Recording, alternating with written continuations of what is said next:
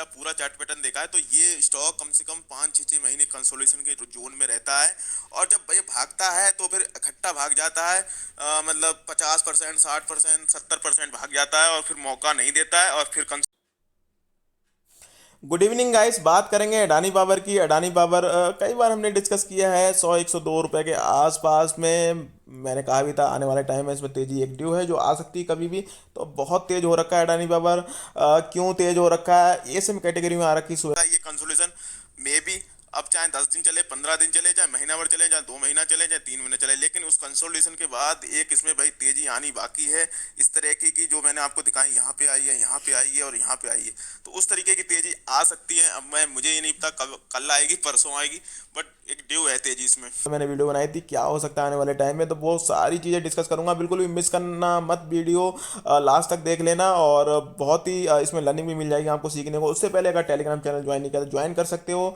बहुत सारे हमने एजुकेशनल वीडियो पोस्ट डिस्कस की हैं यहाँ पर। बहुत सारे स्टॉक डिस्कस किए हैं। जब मार्केट में बिल्कुल पैनिक था, रसिया यूक्रेन कॉन्फ्लिक्ट, लोग डर रहे थे मार्केट क्रैश ना हो जाए, 10,000 ना चली जाए, 7,000 ना चली जाए, बट अगेन वहाँ पर भी मैंने आपको बताया था इस तरीके की चीज़ें चलती हैं, मार्केट नहीं क्रैश होने वाली। और ये एक अपॉर्चुनिटी होती है जहाँ पे हम अच्छे स्टॉक को अच्छे प्राइस के आसपास खरीदते हैं। तो हमने बहुत सारे स्टॉक डिस्कस किए हैं, उन्हीं में से कुछ आपको यहाँ देखने को मिलेंगे। टाइटन नहीं आया हाथ में, 2250 से चला गया, बट अगेन ये स्टॉक्स हमारे सारे हाथ में आए हैं, रिलैक्सो, टाटा पावर, और काफ़ी बार हमने डिस्कस किए हैं इन स्टॉक्स को। तो सबसे पहले तो अगर चैनल को सब्सक्राइब नहीं किया तो सब्सक्राइब कर लेना। बाकी आई एम नॉट सेवी रजिस्टर्ड एडवाइजर, जो भी मेरी वीडियो आती है सब आती है एजुकेशन पर्पज़ के लिए। फटाफट से बात करेंगे अडानी पावर की। पहले तो भागा क्यों है, क्यों तेज है पावर सेक्टर? तो पहले तो पावर सेक्टर की बात कर लेते हैं थोड़ी सी, क्यों तेज है भाई।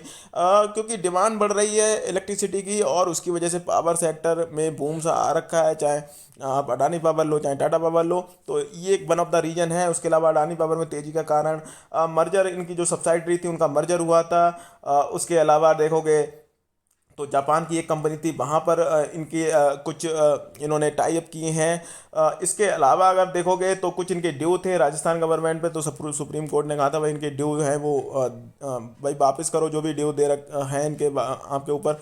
वो था। बाकी एक गुजरात में जो एक इलेक्ट्रिसिटी वाली कंपनी है उसके साथ कुछ डिस्प्यूट थे, वो भी सारे सॉल्व हो गए। रिजल्ट इसके नेगेटिव में थे, मतलब लॉस मेकिंग थी कंपनी, उसके बाद प्रॉफिट में थे इस बार जो इसके रिजल्ट थे। तो ये सारे फैक्ट थे जो पूरा एक कहते हैं कॉम्बिनेशन था, जिसकी वजह से ये स्टॉक्स में एक बहुत भयंकर तेज़ी देखने को मिली। और पास्ट में पीछे कई बार इसमें डी लिस्टिंग की खबरें भी आई थी, वहाँ पे भी मैंने आपको बताया था ये सारे रूमर्स आते रहते हैं। अडानी ग्रुप और रूमर साथ साथ चलते हैं, तो इन रूमर से नहीं घबराना है अगर जब भी अडानी ग्रुप में जा रहा है। बात करेंगे एसएम कैटेगरी, तो अभी एसएम फर्स्ट में, तो एसएम फर्स्ट में 10% के सर्किट लगते हैं। 10% लगेगा ऊपर, 10% लोअर। इससे पहले एसएम कैटेगरी में था नहीं, तब आपने देखा होगा 14-15% भी भागा था ये स्टॉक। और अगेन अगर मैनिपुलेशन चलता रहता है इस स्टॉक में तो हो सकता है सेबी इसे एसएम 4 में भी डाल दे, और फिर वहाँ पे 5% के सर्किट लगेंगे ऊपर और नीचे। जब भी लगेंगे, चाहे अपर लगे चाहे लोअर लगे, तो ये चीज़ें आप थोड़ा सा समझ सकते हैं। थोड़ी सी मैंने जानकारी दे दी एसएम लिस्ट के बारे में, एडिशनल सर्विलेंस जो भी हैं। तो डिपेंड करेगा आप क्या से भी इस पे एक्शन लेती है, क्या नहीं होता। और ऐसा नहीं है, कई सारे लोगों का जब सवाल ये भी थे एस एम कैटेगरी में आ गया तो क्या अपना लोअर सर्किट ना लग जाए। तो ऐसा नहीं होता है कि एस एम कैटेगरी में आने के बाद लोअर सर्किट लग जाएगा, ये सारी चीज़ें नहीं होती हैं। हाँ, कुछ गलत पकड़ा जाएगा सेबी की जो भाई इसलिए सर्विलांस पे डालती हैं, तो ज़रूर थोड़े से कुछ एक्शन ले सकते हैं। बट बहुत सारे स्टॉक होंगे, चाहे हैप्पीएस्ट माइंड आपने देखा होगा, काफ़ी सारे स्टॉक्स हैं जो एस एम कैटेगरी में आ जाते हैं जब बहुत तेज़ी से भागते हैं। तो नॉर्मली है एस एम कैटेगरी में लाना, पर हमें क्या करना है वो तो हमें ज़रूर उसके साथ में देखना ही होगा। और उसी के बारे में थोड़ी सी बात करेंगे, चार्ट पे बात करेंगे।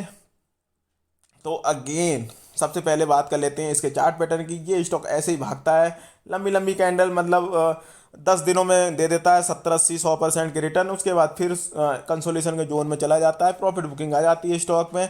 और यहाँ पर भी इसी स्टॉक्स में ऐसा ही हुआ था, एलिगेशन लगे थे अडानी ग्रुप पे, और फिर प्रॉफिट बुकिंग आ गई इसमें बहुत ही तेज़ी से।